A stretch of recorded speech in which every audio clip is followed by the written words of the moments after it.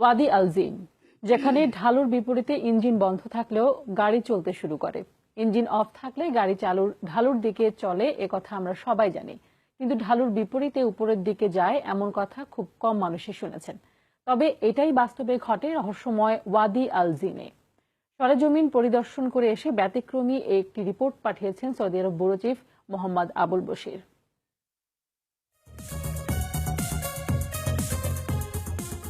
অনেকেরই ধারণা জায়গাটিতে প্রচুর চুম্বক জাতীয় পদার্থ আছে, তাই এমনটি হতে পারে। কিন্তু এখানে এমনকি পানির বোতল কিংবা পানি ফেললেও তা ঢালুর বিপরীত দিকে গড়াতে থাকে। ওয়াদি আল জিন জায়গাটির অবস্থান মদিনার আল বায়দা উপত্যকায়। উপত্যকাটি মসজিদে নববীর উত্তর পশ্চিম দিকে প্রায় ৩০ কিলোমিটার দূরে অবস্থিত। জানা গেছে ২০০৯-২০১০ সালের দিকে সৌদি সরকার এই ওয়াদি আল জিনে একটি রাস্তা বানানোর পরিকল্পনা করে, কিন্তু ৩০ কিলোমিটার পর্যন্ত কাজ করার পর সমস্যা শুরু হয়। হঠাৎ দেখা যায় রাস্তা নির্মাণের যন্ত্রপাতি আস্তে আস্তে মদিনা শহরের দিকে স্বয়ংক্রিয়ভাবে চলে যাচ্ছে। এমনকি পিচ ঢালাইয়ের ভারী রোলারগুলো বন্ধ থাকা অবস্থায় আস্তে আস্তে ঢালু বেয়ে উপরের দিকে উঠতে থাকে। এসব দেখে কর্মরত শ্রমিকরা ভয় পেয়ে যায়। তারা কাজ করতে অস্বীকার করে। রাস্তাটির কাজ যেখানে বন্ধ করা হয় সেখানে চারদিকে বিশাল কালো পাহাড়। ওখানেই শেষ মাথায় গোল চক্করের মতো করে আবার সেই রাস্তা দিয়ে মদিনা শহরে আসার ব্যবস্থা করা হয়েছে। ওই রাস্তাটি ২০০ কিলোমিটার করার কথা থাকলেও ৪০ কিলোমিটার করেই নির্মাণ কাজ শেষ করে সংশ্লিষ্ট কর্তৃপক্ষ।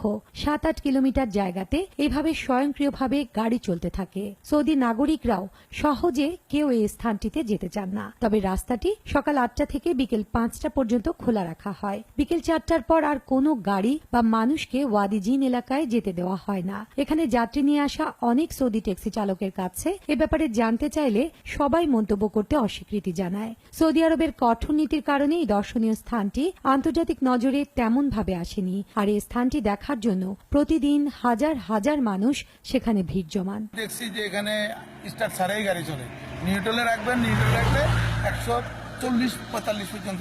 আমরা ঘুরতে এসেছি রিয়াদ থেকে। এখানে আমরা একটা নাম বলছে, এখানে একটা জিনের পাহাড়। যদি জিনের পাহাড়ের গাড়ি নিচে দিয়ে চললে স্টার্ট ছাড়া তেল ছাড়া চলে। স্থানীয় কিছু লোকের কাছে শুনেছি যে এখানে একটা জিনের পাহাড় আছে, তো সেটা দেখার জন্য আসলে আমাদের এখানে আসা। আসলে এসে আমরা অবশ্যই দেখতে পাচ্ছি যে আসলে গাড়ির নিউট্রালে থাকা অবস্থায় ১২০-১৩০ স্পিডে চলে। তো সেটা আসলে বাস্তবতা আমরা এখানে এসে আসলে দেখতে পাচ্ছি।